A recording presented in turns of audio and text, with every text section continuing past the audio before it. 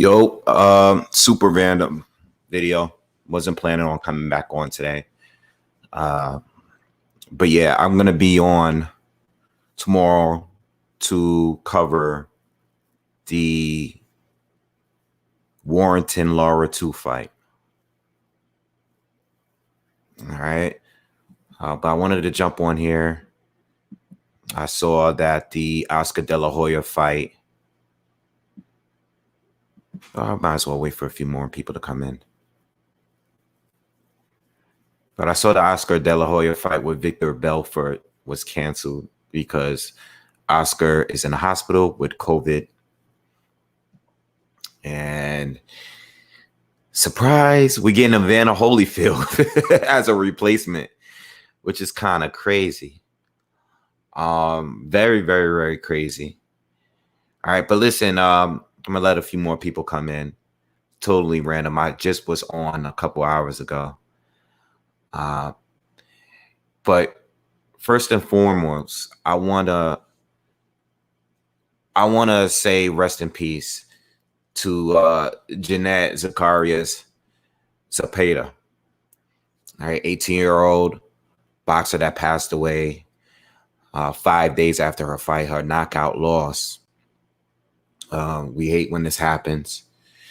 I believe she might have been the first female Mexican fighter to pass away in the ring. So rest in peace to her. She was really young in her professional career. I've seen the video of the fight. Pretty brutal knockout. You can tell when the fight was stopped that something was really wrong with her at that moment. Okay. Very, very tragic. What's up, the working man? Everyone that's just coming in. Yeah, very tragic. And it's always hard to watch these, especially when you know what the outcome is going to be like. But it was hard to watch. You know, you just knew right away. You know, you see guys get knocked out, guys hit the canvas hard. You know, there's been times where I've done videos where like I'm covering certain fights and you're watching it, and then there's a crazy knockout, and then you're wondering, okay, where are the EMTs? Where are they? They need to rush this guy to a hospital. There's times where a fighter can be laying there for a long period of time before the ambulance comes or the EMTs come to take them to the ambulance or take them out on a stretcher. Sometimes I just feel like they should be ringside as the fight is going down for every single fight, prepared and ready to be rushed. That little bit of time might make a difference. You know, I'm not an expert. I'm not in the medical field at all, but I just feel like, you know, I know the last fight I might have been covering live was the Baranchek knockout, or even the Leo Santa Cruz knockout last year. Both of those knockouts were two of the biggest knockouts of last year. I remember Baranchek got knocked out by Zapata, and he was laying there for so long, you know, and you were just like, okay, is this guy okay? Like, is somebody going to get in there and help him? You kind of just worry about that a little bit. And even with Leo Santa Cruz, the way he was laid out by Tank, you just got to wonder, like, yo, is he okay? You know, some of these guys get knocked out. They wake up, they're fine. They're good to go. Take a little break from boxing, and they'll be on their way. Sometimes it ends tragically like this. So I just want to say again, rest in peace to her. You know, and my condolences to her family, her friends, her loved ones.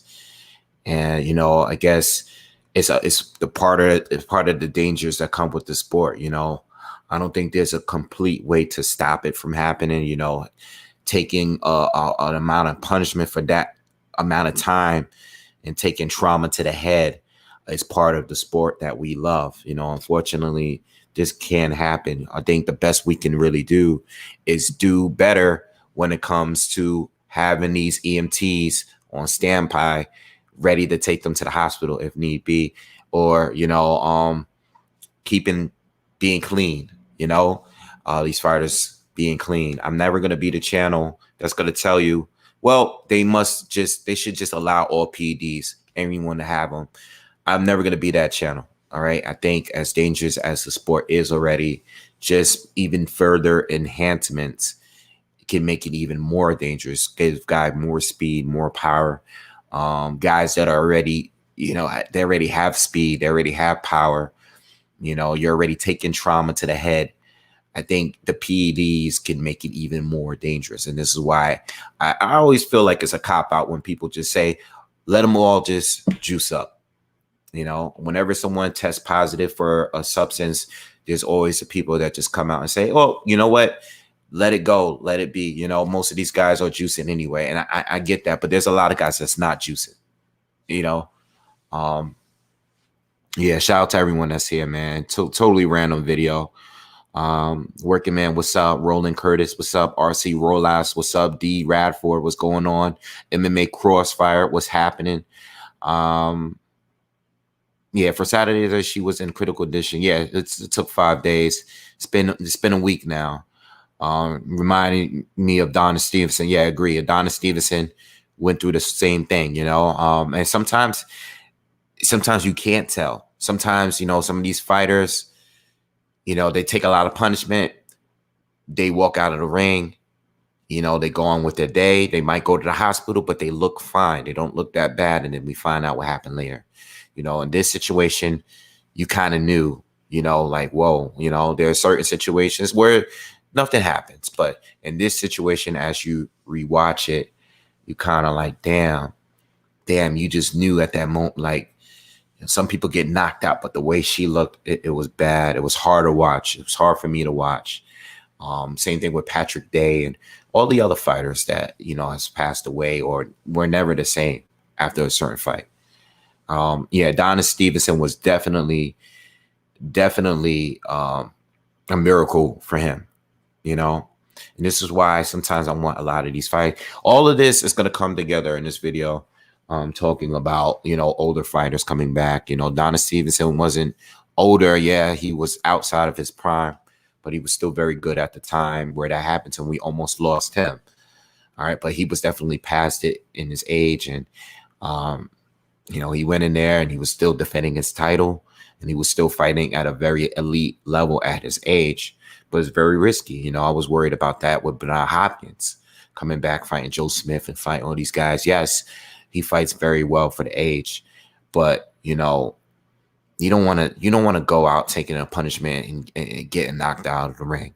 You know what I'm saying? You don't really want to go through that. I don't like it. That's why with Pacquiao, I just want him to retire. Even Floyd, like, I just want him to retire. I know the bag is still out there. All right, but it could just be that one punch.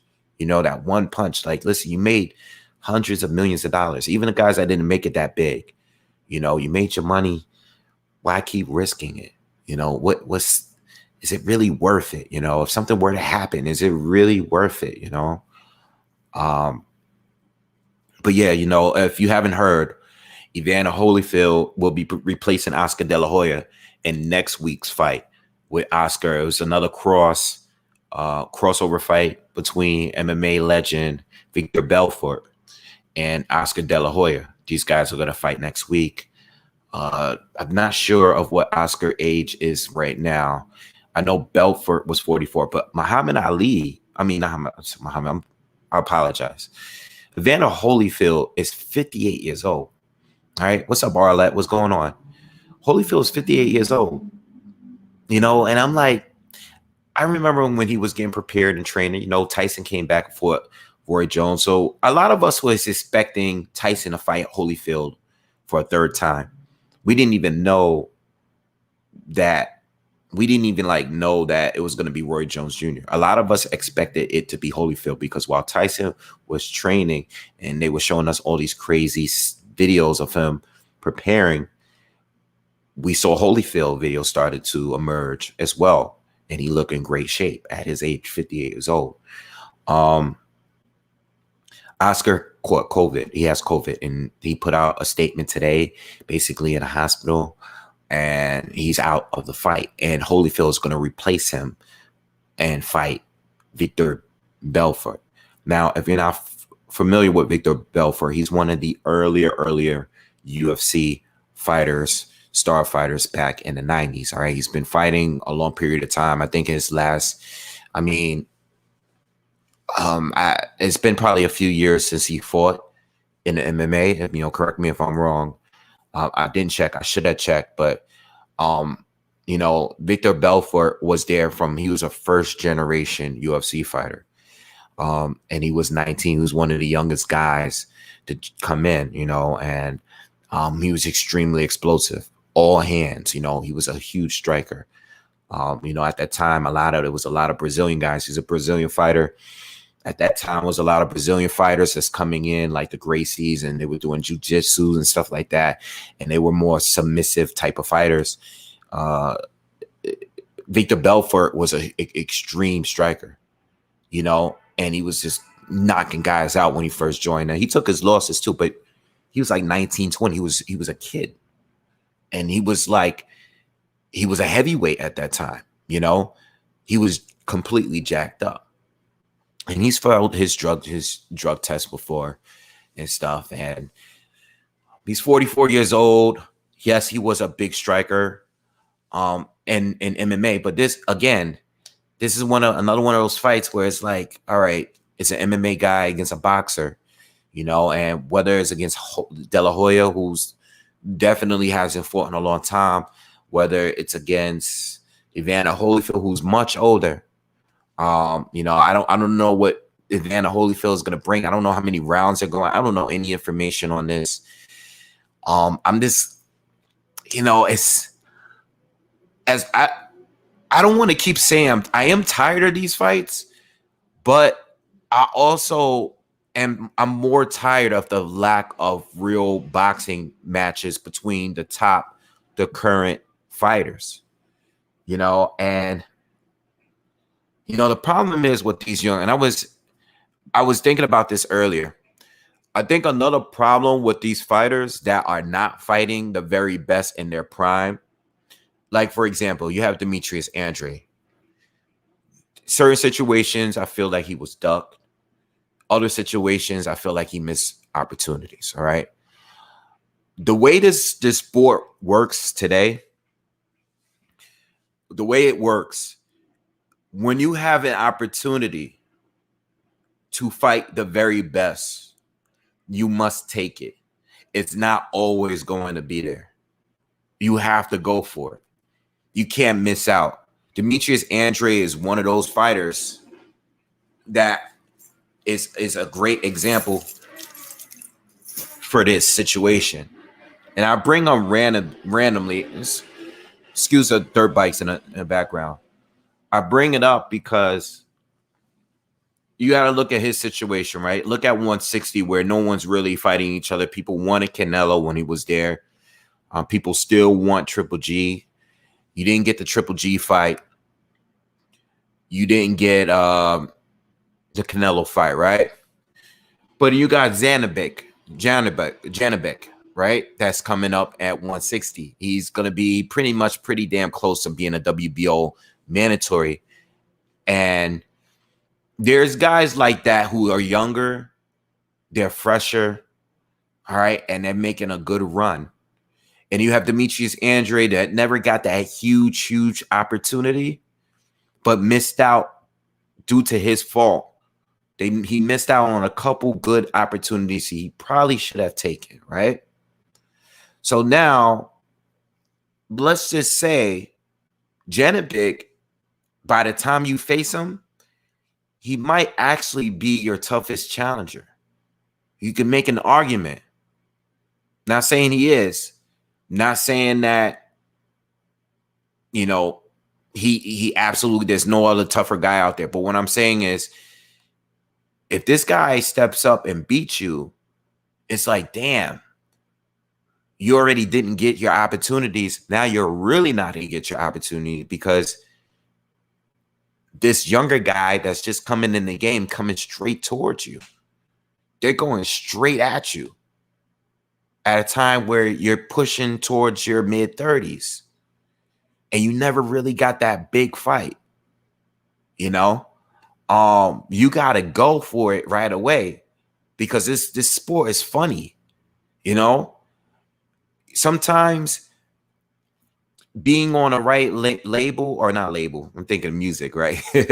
Being on the right network or being with the right promoter at the time that has a good stable of fighters in your division. And I say this, and I've been consistent with that. I think sometimes if you're going to campaign in a certain division, yes, I think if you're trying to be great, if you're trying to shoot for the best, I think maybe sometimes you should probably roll with the promoter or the network that has the bodies in that division, right?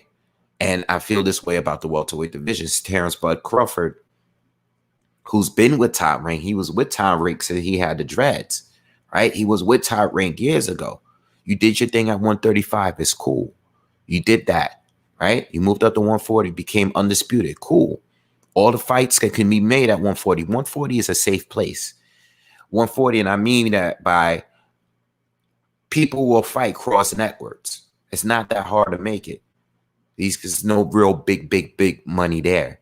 So all the guys over the years, when Josh Taylor had his run, when Bud had his run, even before Bud, when Danny Garcia was having his run, he didn't become undisputed, but he had a nice run at 140. You had Tim Bradley before he moved up to 130 or 147. He had his nice run, beating some of the guys up there when they were, undefeated at the time, like Devin Alexander and Lamont Peterson, all those guys. All those guys had nice runs. But basically, my point is, you have to go for it. You can't just be messing around for too long, because while you're at your prime, you can't just be picky and choosy. You can't do it. This sport doesn't have time. Look what happened last year with the pandemic. Everybody's career got frozen up. You have to go for it. You have to go for it. I mean, yes, you want to develop and get better. Canelo did lose to Floyd Mayweather, but he got a lot better since then. It's cool. He got a lot better since then. I mean, you took the L, but you went for it. You went for it. You know what? It was worth it. You got paid a lot of money. You became a cash cow. You lost a fight, but you went for it. You could have easily been protected, but you went for it. You waited for Triple G, though. Triple G was supposed to come a lot earlier than that. All right, but you got to, fighters at that point, he was the star. Triple G wanted him more than Canelo wanted him. So in those scenarios, yes, it's different. On the come up, you got to do what you got to do. I think they're moving Virgil Ortiz smoothly. They're moving him very good. He's on the way up, but he's able to take off some of these fighters that don't necessarily need to fight him now, like the top guys, the bigger names at 147, like the Porters of the world, Errol Spence, yada, yada, yada. But Ennis at the same time, it may be a little bit tougher to get those top fights. He's going to have to work his way up in order to get those fights and force it on people, which is fine. At least he's young. Keep getting better. By the time you get there to fight a Spence or Bud or whoever's around at that time, at least you'll be on top of your game. You'll be a little bit more experienced and stuff. But, for the guys like a Demetrius Andrade, where they missed out on a couple of opportunities, yes, and at the same time, he was ducked at the same time, it's like, damn, you got to be careful now, because the younger guns, like a Zanabek, is coming up to you, and he might actually be one of your toughest opponents.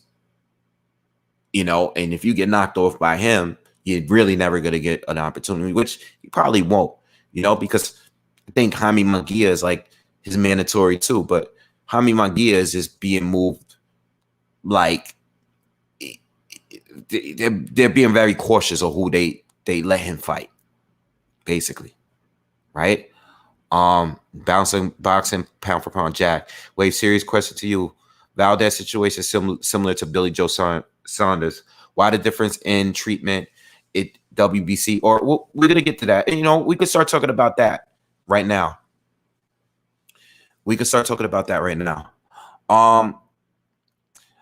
I don't know why the WBC decided to just basically, it's almost like Valdez didn't even test positive for anything because the fight is still on and he's still defending his title. So it's like nothing happened, right? The A and B samples were both dirty. It doesn't matter. I mean, like I said earlier in the video I did earlier, it doesn't matter if you feel as a fan, it's not that big of a deal that he got caught with a weight cutting substance that's banned. He's part of the WBC clean boxing program, but they're giving him a slap on the wrist. So if that's the case, what's stopping them for banning anyone or even banning the substance or even stripping anyone or canceling a fight or suspending a fighter? What are we doing here? I don't know. We just got to wait and we can't wait and see because WBC already announced that they're supporting Valdez in this current situation. So in future situations, if you're a fighter and you're with the WBC, right? And you are a WBC champion or you're a WBC top 15 ranked fighter, what's stopping you from using was it amphetamine? What is stopping you from using it at this point? You know, because he got a pass for it. So why shouldn't everyone get a pass for it? You know, it's like, what are we doing here? Is this how we move forward with this? I don't know. You know? I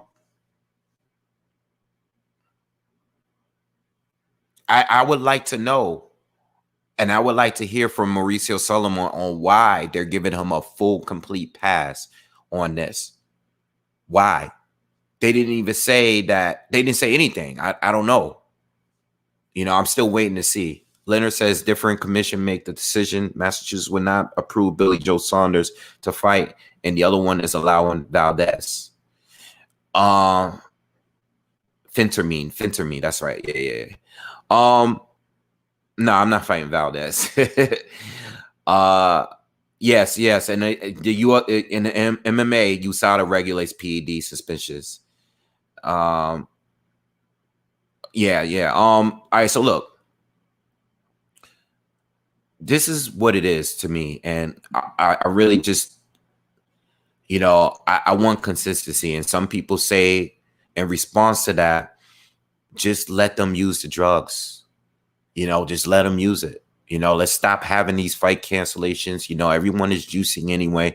I do feel like there's a lot of guys. There's probably a lot of guys that's on stuff. They're able to flush it out. You know, they know how to use it. You know, the times to use it, the times to get it out of your system. I'm sure there's plenty of fighters and nutritionists and stuff that knows how to manipulate these drugs in order to not get caught. I understand that. All right. I understand that guys fighting on PEDs, you know what, fights, we can keep getting fights without anyone worried about, you know, getting suspended or fights getting canceled. I understand for entertainment purposes. I understand that. Right. But, and to go back, I always think, look at Sammy Sosa against Mark McGuire that year. You know, if you're into baseball, you'll know what I'm talking about. That year in baseball, because of those home runs, that home run race that they were doing, these guys were both juiced up. They were completely juiced up. But it was some of the most entertaining baseball we got in years. All right. Everybody was watching both of them play that time because these guys were juiced up, they were roided up, and they were hitting home runs every single game. Everybody was watching it. So I understand why people just say, you know what, let them be on drugs. But what about the fighters that just, they don't want to juice? What about the fighters that want to stay healthy? Not because, or maybe because they just don't want any of that in their body. What if they want to stay healthy? What, they would lose because the guy had an advantage over them because he was on more steroids or, or PEDs or whatever than him. Now he's forced to juice because there's a possibility his opponent might be on something. That's for the people that I don't know. Like I don't like that logic. Like again earlier, I was saying earlier with the loss of Zepeda this week, right? Rest in peace to her. It's already a dangerous sport. Do you need another advantage? Like you already have a weapon right here. You already have that weapon, right? Do we need a boost of that? People are already dying because of this. Some people, I mean, I don't know. I mean, I'm responding to a lot of people that just don't care. They think the fact that people get drug tested is ridiculous. There's a lot of people out there that believe this. They want to do without it. They don't just want to get rid of the drug testing. And I say no to that. I think we should keep it clean. But if we're going to keep it clean, we have to be more consistent on how we punish these fighters. And my rule is a 2-year ban. I think it should be a 2-year ban because no one can sit through 2 years without fighting unless they're injured. But no one can afford to sit for 2 years without fighting, especially full-time professional boxers. They can't deal with 2 years without fighting. But if these bans are worth it, like in this scenario with Valdez, shit, if I get caught, maybe he didn't know. They're blaming it on herbal tea. All right, well, whatever. At the end of the day, it's like he's not getting punished for it. If you're not getting penalized for it, why stay clean? The WBC literally let this slide. We're just going to give you a slap on the wrist. All right, but what about everybody else that's in this sport? As many people that do test 30, right? As often as we hear about it, there's still 99%. If you just put every boxer together, 99% of them still haven't failed a test before. So the majority of the fighters that are in this are still clean. I mean, at least we think they are because they're passing the test. I mean, we can't prove that they're guilty until they actually fail, right? But I just feel that we need consistency. And I think 2-year ban is easy. It's free. 2-year ban with one substance. Every other substance after that, an additional year. I think that's very fair if we want to really if we really want the sport to be clean, then we have to be consistent. And that goes all the way to the pro fighters that's making 5-10K a fight, all the way to the guys that's making tens or hundreds of millions, because no one is going to want to miss out on that money.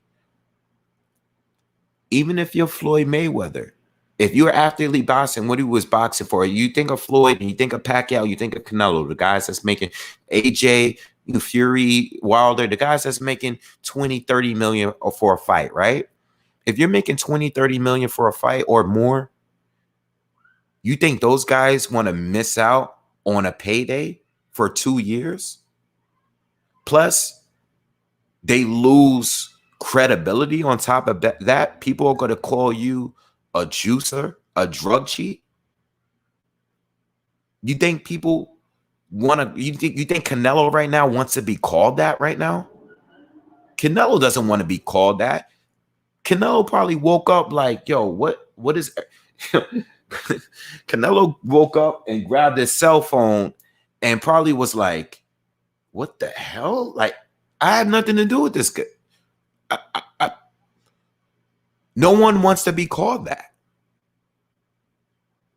I have nothing to do with this guy. Why is everybody linking me to him? I had nothing to do. I didn't drink any herbal tea. Why is my name being brought up in this? But that's what happens. And that's what I was trying to explain earlier. You know, no one wants that to be part of their career. No one. No one. So as a fighter, I mean, we have to be strict. And the WBC, why did you even create this program if you're going to let guys slide? I don't understand.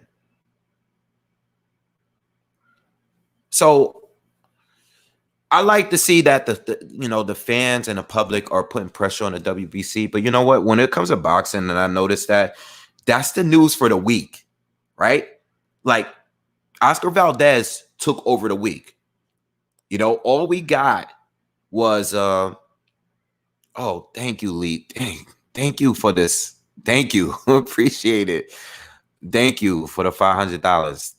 Thank you. Donation. What was I saying? What was I saying? So this is the news of the week. You know, we got Jake Paul, we got Tyron Woodley. They fought. It's over. We were talking about it for a little bit. Oh, this guy got robbed, yada, yada, yada. And this news popped up. Oscar Valdez. And now everyone's been talking about, no one's even talking about the fights of this weekend. No one's talking about Josh Warrington and Mauricio Lara like that. No one's talking about them. No one's talking about them. Everybody's just like talking about this now. And this fight is not until next week. But it wasn't even supposed to be a fight. You know, or at the very least, if you're going to make the guy fight, at least strip him of the title. You know, if his opponent say, you know what, I'll go on and fight him anyway. TJ Dillashaw, MMA, thank you for bringing that up. All right, and TJ Dillashaw came off the win of beating Colby Garbrandt, right? Correct me if I'm wrong, because I remember going out to the bar to watch that fight.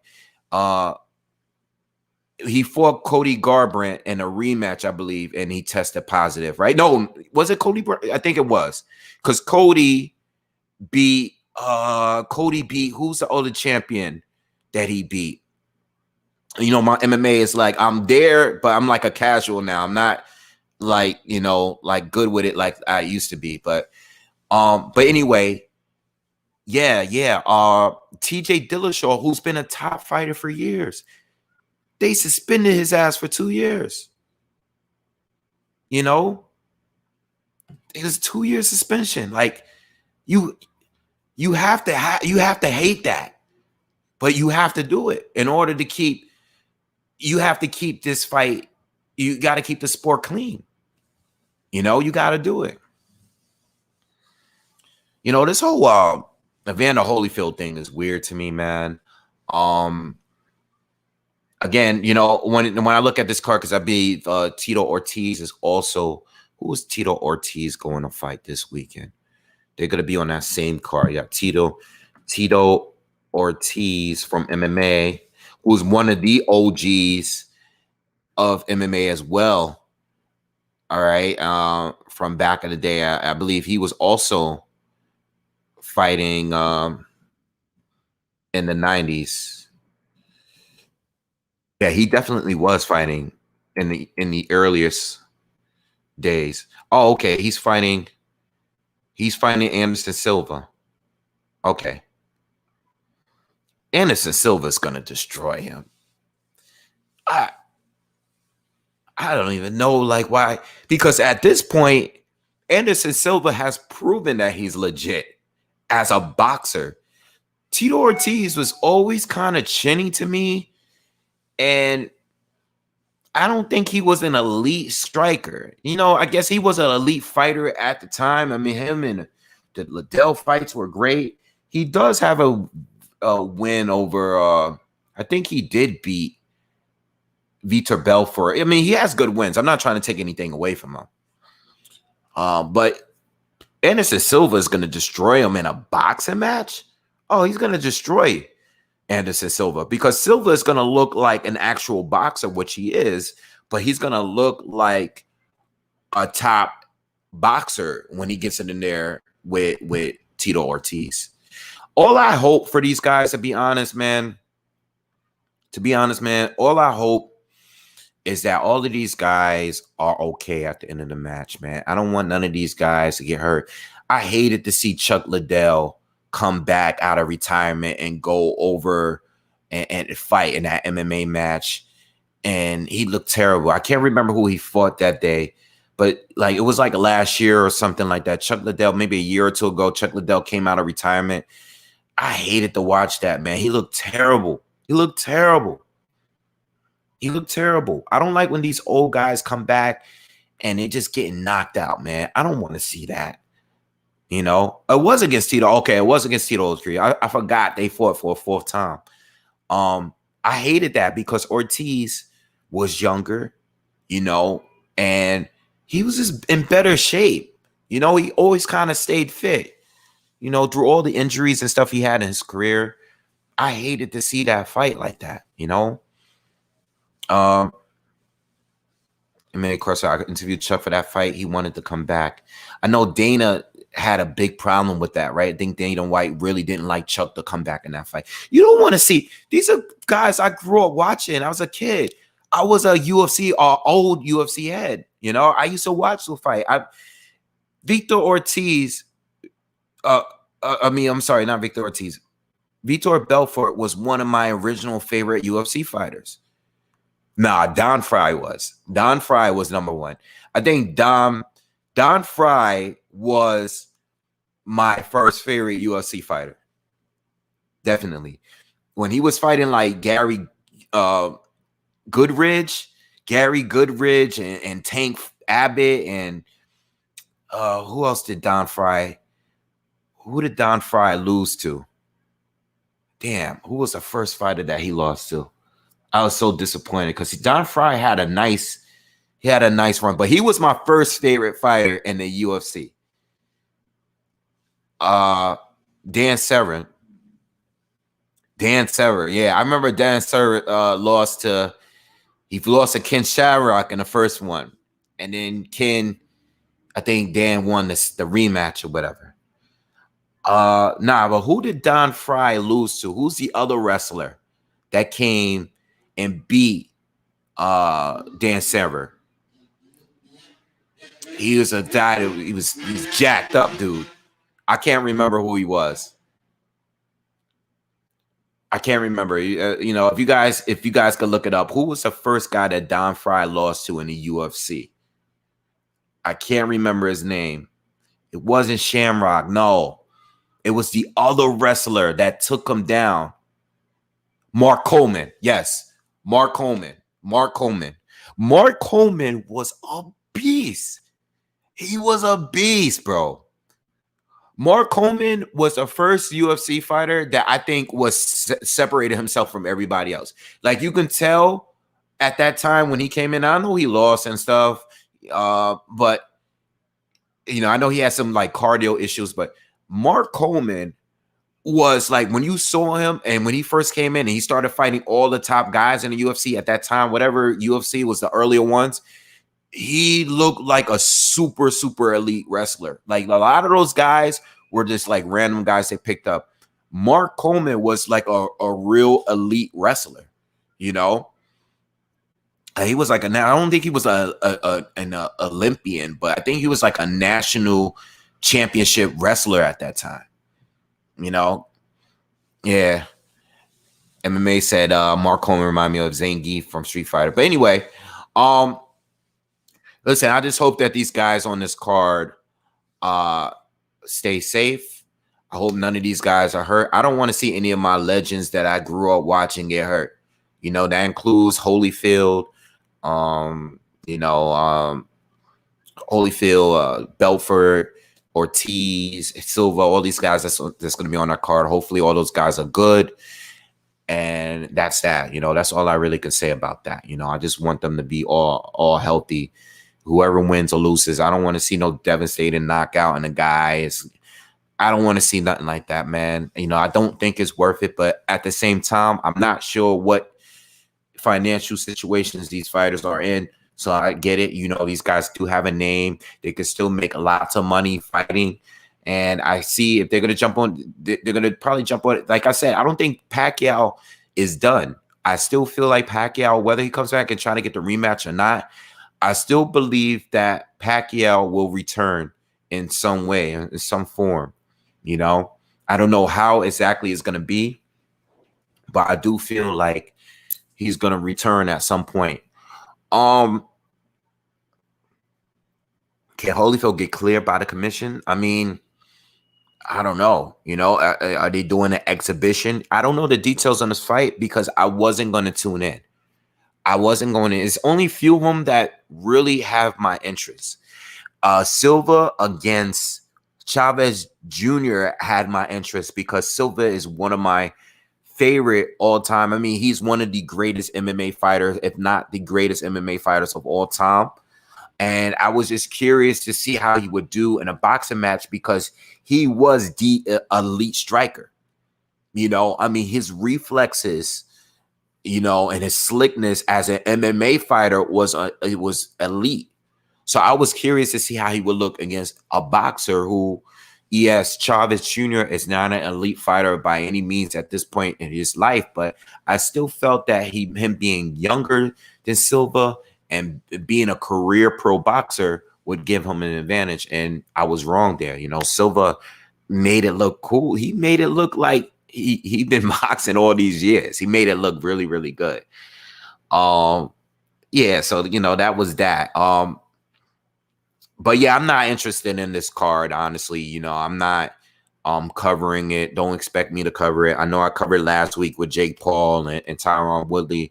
I am not going to be covering this card. You know, I hope the best for all of these guys that's on the card, though. But I have no interest in seeing these guys, you know, and I don't want this to get. I feel like we're getting overcrowded with these kind of fights.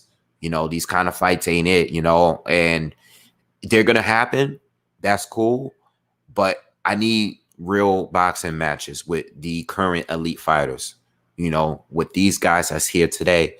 I need the Spence versus Crawford fight. I need the undisputed at heavyweight, whoever it is. Speaking on that, I'm sort of, and I'm going to be honest with you guys, when it comes to Wilder and Fury, I'm starting to get sucked back in towards Wilder. I don't know if Fury, I don't know what's going on with Fury. All right, but I don't trust Tyson Fury. I don't trust his mental state. I don't trust his preparation. I know he got the job done in a rematch, but I question how he is right now. Was the fight postponed because of business, or was it really postponed because Fury is, I don't know, whatever. He needed more time. You hear all these rumors about him not being fit. I mean, he looks decent when I see him on social media and stuff, but all these rumors has me curious a little bit. And even though Wilder is a very limited fighter and he makes a lot of mistakes, I like the fact that he's very motivated. He's very motivated for this fight. And I think sometimes, unfortunately for him, it's later in his career. He's already in his mid-30s. Not saying he can't improve or anything, but I still believe that he needed a little bit more time to work on these issues. I think the problem with Wilder is that he's been, and I probably should have just did a video on this because I've been thinking about a lot of this stuff, and I haven't made a video on Wilder and Fury in a while since they announced it. But I do think that the way that he lost, and I think because of the pressure, and I don't mean the people that criticize, I think the pressure from the people that support him. A majority of the people that support him feels that he lost because he was cheated, right? A lot of people don't believe he lost because Fury was better than him. A lot of people feel he lost because he was cheated in both fights. They think that the first fight he won, but Fury got a pass because of the time he was allowed to recover from that knockdown. And then two, in a rematch, people think he lost because of the egg wigs, because of the gloves, and all this stuff, right? The water that was spiked. So now that the third fight is happening, Wilder seems to be preparing for this fight differently. All right. I see that he's working on different things here. And it makes me wonder, if he's a little better, this time around, and I think he's going to be better. I think Wilder is going into the fight mentally as, I lost this fight. I could be wrong. I don't know. I know his fans think one thing. I'm talking about Wilder. Wilder looks like he's preparing for the fight, coming in this fight like, I have to work on these things. Now we can watch some of these videos and see that, yeah, there's still certain little mistakes he makes when he's throwing his punches and stuff like that. We can all critique that.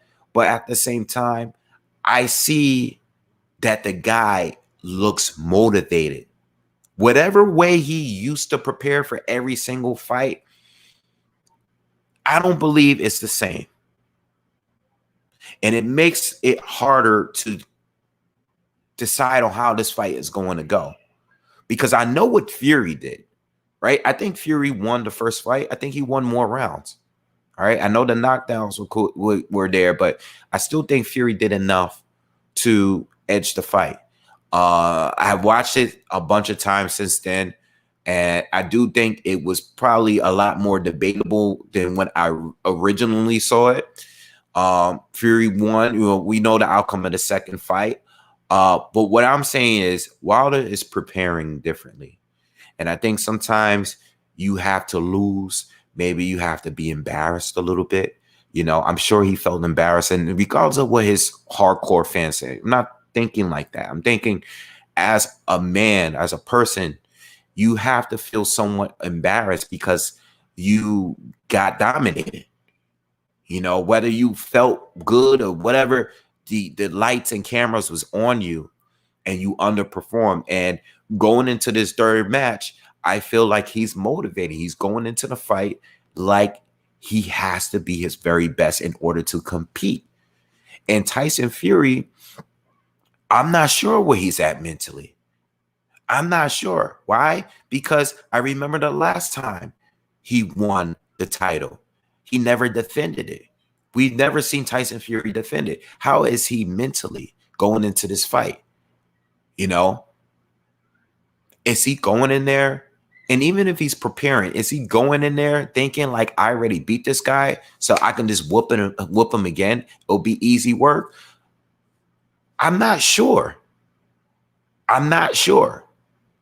Again, when it's time to do a breakdown for this fight, and I'll do it soon, and I'll come up with my final prediction at some point.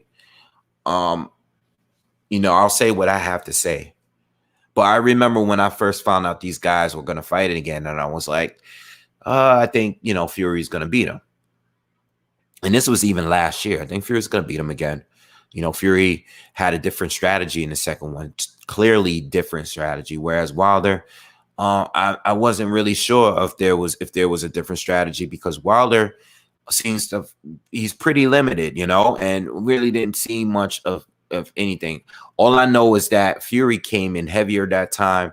Fury was walking him down. Okay. Fury, wasn't allowing him to really set up those right hand and put the power down like he did in the first fight and against every other opponent. Fury fought a different fight, and I think that's part of the reason why he dominated him so much. But if Wilder comes in and pulls an AJ like in a Ruiz rematch and comes in, maybe his endurance is better. He's going to be, maybe he's preparing to fight for 12 rounds. maybe he's preparing for that. I have no idea what he's preparing for, but all I know is that if Fury is unable to do exactly what he did in that rematch, maybe he's going to change some things. I don't know. I don't know what the game plan is with Fury. I would think do what worked before. But if Wilder can find some things to counter that, we may have a fight. We may have one. All I'm saying to you guys is don't completely count him out. Because you don't know when guys are thinking, you don't know what the preparation is. And you don't know the mind state of a guy that already quit the sport and a guy that has already postponed the fight. In fact, Fury's mind wasn't even on Wilder. It was on AJ. Or maybe it wasn't. Maybe this whole thing was a plan all along, and they fooled us. I have no idea. The thing is, none of us really know. None of us really know. Roland Curtis, thank you for the donation. I just saw a clip of Zepeda. I saw the seizure and collapse. Clarissa Shields and others want 3-minute rounds. The Zepeda's depth support 2-minute rounds. If they want 3-minute rounds, I don't. All right, so the thing with that is I don't want to judge the 2 3-minute rounds based on this one, incident.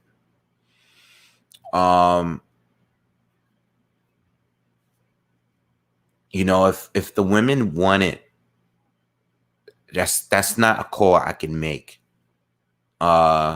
I'm fine with the way it is now. I am. Me personally, when I watch these fights, I think 2 minutes are fine. I don't want to get into. Let me just say it. Female boxing and men's boxing is 2 totally different things. Just like the WNBA and the NBA. It's different. The level of athleticism is just different between both. Hope nobody feels that, I hope nobody feels a way about that. I'm cool with 2 minutes. But if they change it to 3, then that's on them. They're the ones that have to get in the ring at the end of the day. So if they want to change it to 3 minutes, that's fine. That's on them. But me, personally, I'm good with 2 minutes. I'm good with the 2 minutes. All right. And that's my call. That's the only way I can say it. I don't know nobody's, because when you say certain things now, I'm not against women. Please don't attack me. I'm not against them. It's just I'm good with the way things are now with the 2 minutes. If they're pushing for 3, then fine. Now, as far as the loss of Zepeda, I don't want to judge it based on that her loss, rest in peace to her. I don't want to base it strictly off that and what happened in that fight. I think it's just a little unfair, because this happens with the men as well. They lose their lives as well in that ring. So do we want to cut it down to 2 minutes because males are losing their lives in a ring too? No. All right. G-Man, thank you for the donation. Appreciate it, man. Appreciate it. And Yusuf, thank you as well. I think Wilder's training to not rely on that right hand like he used to. He's Olympic bronze medalist, so he can definitely try to improve his technique a little, just enough to come out on top. And I agree with you. We all know what he's going to do. I think with Wilder is you got to prepare for a 12-round fight.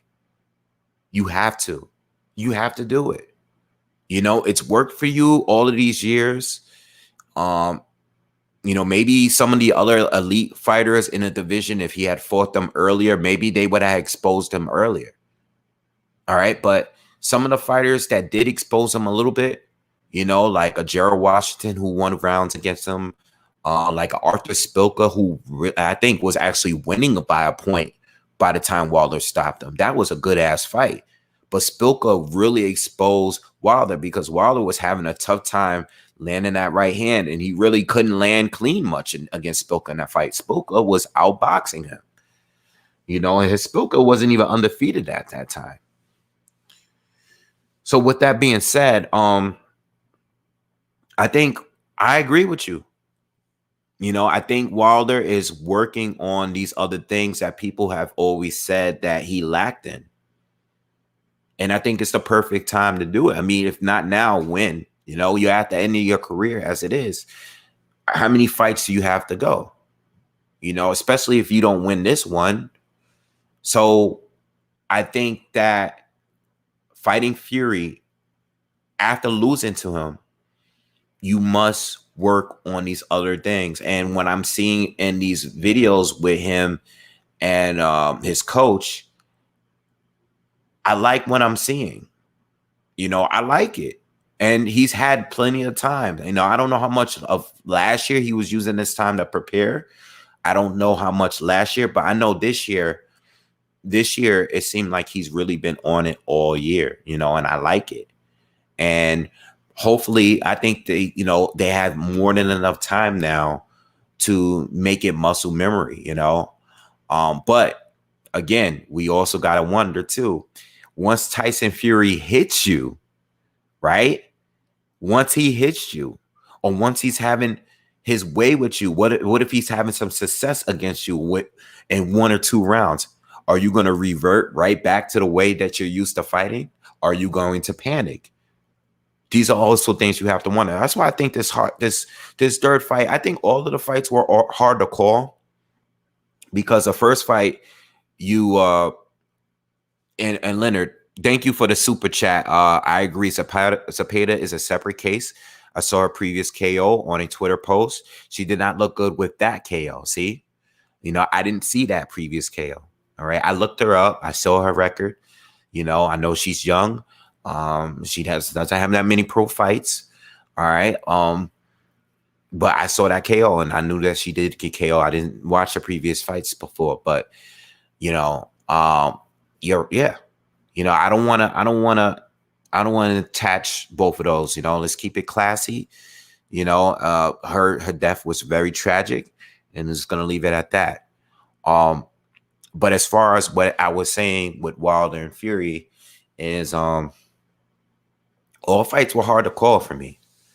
You know, Fury, you know, he was just getting back in the mix. You know, he was heavy in his first 2 fights back. He cut off the weight, which was a big surprise. But still, Wilder was having a nice run at the time. And I just thought it was Wilder that had the advantage at that time. You know, I knew Wilder was going to bring it more than what Klitschko was able to do. You know, Fury had a lot of success, showed great defense in that first fight. And in the second fight, you know, I think I picked Wilder again for the second fight, just strictly off the fact that he almost knocked him out. And I said, well, I think Fury, even though he did well, and I thought he won the first fight, I like the fact that Wilder finished strong with the knockout. I think going into the third fight, I think he can finally find a way to get that right hand to connect maybe earlier in the fight. And I was wrong again, you know, because Fury did a whole 180. Like, this guy changed the whole game plan. I'm coming in heavier. I'm walking you down. I'm sitting down on my punches. I got a different coach. We doing everything completely different. Like, we're going to throw away everything we're used to seeing with Fury and come in a different way. So that's why the rematch was hard to call. Now, Wilder is going to be the one that's going to be adjusting. And Fury, I'm not too sure, because Fury could adjust in mid-fight. Maybe he comes in heavy, but not as heavy. Maybe he's looking to work on speed. All right, but not as much as the first fight. Maybe he becomes in between. I don't know. Maybe he comes in heavy, but Wilder is connecting a little bit more, so it's going to force him to adjust and try to outslick him like he did in the first fight. I have no idea what Fury's going to do. We don't know. You know, we don't know. We got to just sit back and watch. We can all just do our predictions and stuff like that. But we got to wait and see. You know, shout out to everyone that's in here, man. Make sure you smash that like button for me too while you're here. Yeah, Fury is so unpredictable, and he's unpredictable in and out of the ring, not just in the ring, but in and out. Damn, I've been on here for an hour already. In and out of the ring, he's very, very unpredictable. You know, you just don't know what they're doing, and they're not showing us videos of him preparing. You know, So anyway, so yo, I will be on tomorrow. I will be on tomorrow to cover the Josh Warrington fight. I'm not sure what time and stuff, but I'll definitely look it up. But I'll definitely, you know, be here tomorrow with you guys on live. All right. So check me out tomorrow.